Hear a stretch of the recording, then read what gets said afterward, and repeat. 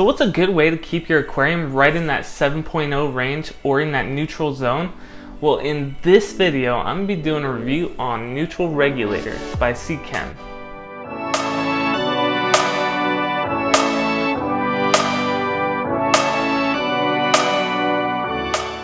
Hey, what's up? It's Ty here on Aquariums with Ty, and on this channel I do a lot of tips videos as well as how-to videos and review videos just like this one. So if you're new here, consider subscribing. And at any point in the video, check out my notes and links in the description below. Let's get into the video. There's a lot of cool fish out there, and a lot of them require 7.0 pH or right around there. So the best advice I would give you is, if you're not exactly at that 7.0 but you're really close, just keep your water the same and keep your water parameters as stable as possible. I would go even further to say to buy fish from stores that have similar water parameters as you. But what if you live in an area where you have really high pH and you want to keep fish that have that require lower pH? So at this point, Nuetral Regulator would come into play, and I've kept fish in my area that require 7.0 even though my water is 9.0, and I've done this successfully and kept really healthy fish. Specifically, I've used Nuetral Regulator so that I can keep angelfish. So Nuetral Regulator can be used to either lower or raise the pH to that 7.0 range. And it does this by releasing slowly calcium and magnesium. And it's also a phosphate-based buffer. And I know what you guys are thinking. Buffers typically have the reputation for making your water parameters fluctuate too much.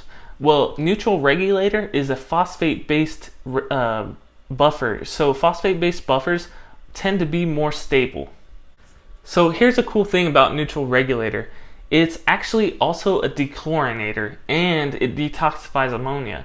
So you don't need to use a water conditioner when dechlorinating your tap water when you're using Nuetral Regulator. There's a couple things you can do.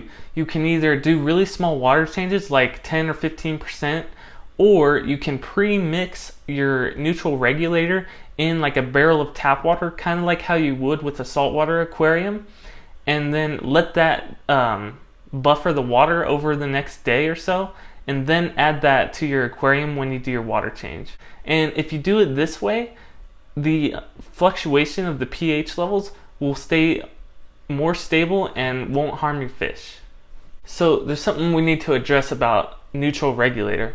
Well, since it is a phosphate-based buffer, using this in a planted aquarium will increase the algae growth, so that could make it difficult for your plants to grow.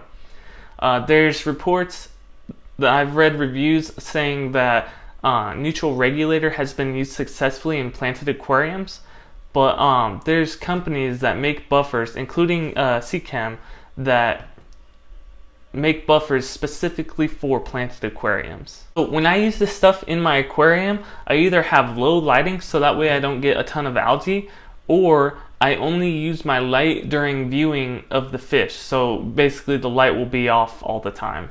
If you need to buffer a planted aquarium, I recommend using a carbonate-based buffer. Now those buffers can be a little more fluctuating, so you'll want to practice on a separate tank that doesn't have fish in it before doing that with your planted aquarium.